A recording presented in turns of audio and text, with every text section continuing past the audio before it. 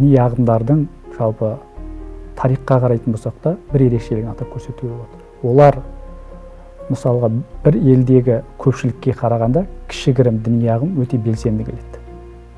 Ең бастысы сол. Оларда басты мақсат өз қатарларын толтыру. Міне осы белсенділік, оларда осы мотив өте қатты дамыған. Қай діни ағымды алып қарасаң да, олар өз жақтастарын көбейтіп, мемлекетте өзінің идеологиясын орнатуға тырысады.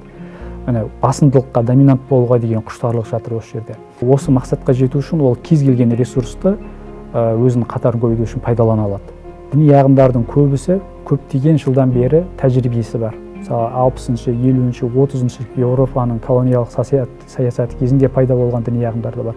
Ал олар өз кезегінде жақтастарын көбейтудің технологияларын уже қанша жылдан бері тәжірибеден өткізіп қойған.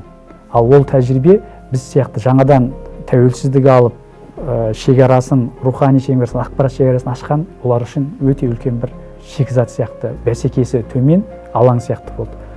Қазақстанда тіркеліп, заңды түрде жұмыс істейтін діни бірлестіктер, олар дәл ондай белсенділікпен басқа біреулерді өзінің қатарына қосумен айналыспайды. Өз қатарын көбейтуге барынша құштар діни ағымдар, олар заңды да елемейді, барынша қандай жолмен болса да көбейтуге тырысады. Міне ең бірінші діннің мақсатын түсіну керек деп ойлаймын. Дін ол адамгершілікке және адамның өмірін жеңілдетуге және барынша адам өмірін мәндетуге бастайтын рухани жүйе.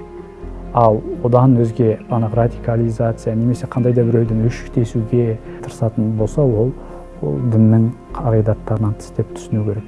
Міне осы ең басты алтын қағиданы түсініп алса, онда сол қағидаға салған кезде қандай да бір уағызшының қандай да бір діни контентті оқып көрген кезде оның адамгершілікке бастамай тұрса, ол өз-ақ түсінеді оның қандай бағытта екенін.